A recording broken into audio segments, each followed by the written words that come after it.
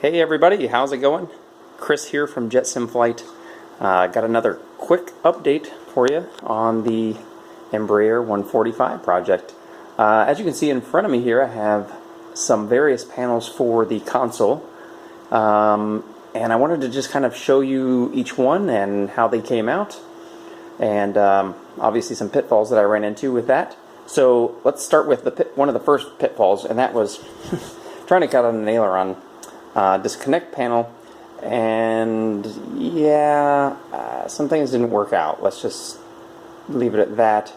I messed up the alignment, and it was a lot of burrs and stuff like that in the lettering, and it started to dig in too far, so I had to make some adjustments. And so this panel, well, it's pretty much toast. So set that aside because that just goes in the garbage bin. Well, let's get down to the panels that did turn out pretty well. I do have one panel that had a slight little diff on it. We'll go to that one next.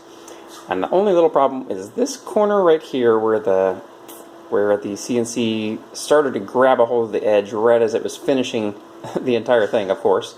So right there on that edge, we just started to cut off the edge a little bit, so it's not quite right. This panel will get cut again, but it's a pretty good starter panel. And as you can see, we have the letters nicely cut in here, and you can see the kind of the scrape marks where I've kind of sanded away some of the burring and stuff like that. This whole panel will actually get one more little sanding here with some really fine grit sandpaper to just take off that shine that you see. And open here on the bottom, and these we hold it up here to the light. You can see pretty well that we have the open and close, and apparently a fly that wants to hang out too. So those show up pretty darn well through the light. I don't have any of the backlighting set up here, but if we go ahead and look below here to the base panel that this actually sits on, we have several different holes. Obviously the holes that mount up to make sure that it lines up with this top panel, but also we have another little hole here and here on the bottom, and these holes are actually for the LEDs for the open and close lettering. Then you may be wondering, well, what's this slot here on the left-hand side? And that's actually for a piece that it's a universal piece for these two side pieces, and it's just a simple little triangle piece that holds a multi-position switch, or in the case of this speed brake side here on the left, it actually is going to hold a rotary encoder. So that will be that piece. And then on the top here, we have the next panel, which is the elevator disconnect. And if I hold it here against the white, you can see that it also is nice and see-through. So it'll let the light through very, very well. And like most other builders, we're building these all on clear panels for our first sets, to obviously make sure that all of our alignments are correct and all that. So we built this all in clear first. But some of these panels are actually going to be in white, as I'll show you here just in a moment.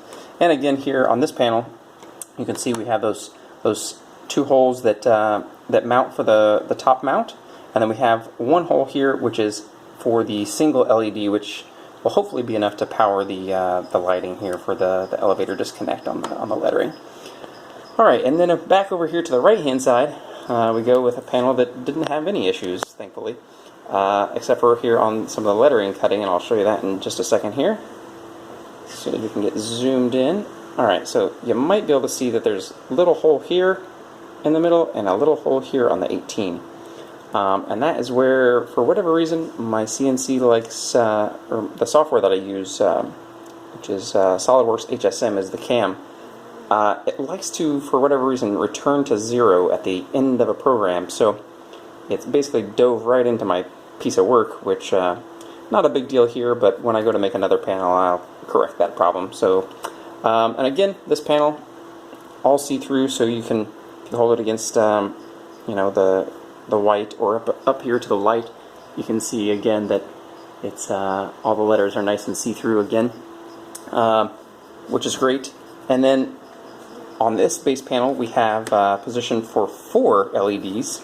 And that should be hopefully enough between the disbursement here to kind of get the top and bottom and all of that.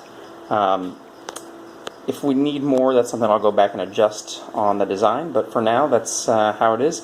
And again, here we have on the right hand side of the main slot, we have that little short slot for our little triangle holder here. In this case, this is actually the flaps controller piece right here. So this is all set up and wired and ready to go with all the pieces. It just needs to be put together and inserted and glued into this slot. So that's the only piece that actually gets glued together. It's not held together by screws or anything like that, but it gets super glued together so that stays together nicely. Alright, and then on the top here, this is another panel, again with the aileron disconnect for some reason. I don't know why I keep having problems with this panel, but twice now in a row, as you can see, I got two lines here going around, and well, it just didn't turn out quite like I wanted. So it's got some of the letters that turned out pretty good, but the lines just didn't quite work. So this panel is going to be junked as well, but we'll use it in the time being.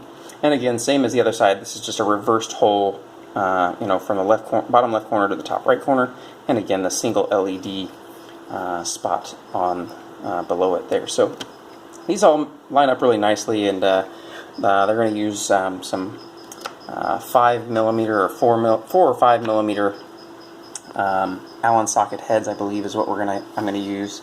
I haven't decided whether I'm going to try to use the flat Allen socket heads or these raised ones to kind of give it a little bit more of the look of the actual airplane, which actually uses Jesus inserts to hold everything down. You know, I'm not sure whether I'm going to go that route or not. It's all going to come down to how everything looks, I think, in the end. And if I can make it look pretty good, then I think I'll just stick with what I've gone with so far. And then right here in the center, I have the 3 panels of the FMC. There's actually going to be a few more panels, and right now you can see that this one's not all the way put together because it's just stacked on top of each other so that I could paint it along the edge for the second and third panel, because if we turn it over, we can actually see all the panels. So you can now see all 3 levels of the paneling that go into making this panel. Pretty nifty, I think. You know, for a first time making this piece of it, I'm quite happy with how it turned out. I think I mentioned in a previous video that I didn't really like how I cut out some of these pieces here on the face plate of this FMC, but that's something that I can correct in a secondary version, or before it actually goes into true production. And that's really all I have for you guys today, but I hope you'll take the time to subscribe below. If you haven't already, go back and watch all the other videos. There's some really great content about how we're putting this Embraer 145 together, and I think you're really going to enjoy it. If you're really into building a flight sim and you want to just, you know, get a couple of ideas, or maybe you weren't quite sure how somebody put together the panels, or, you know, how do I do this, or how's this done, go back and watch some of those videos, because it covers a little bit about that, and we'd certainly like to have you keep coming back to watch the rest of the videos as we progress along in the project. Thanks so much again, and have a good day.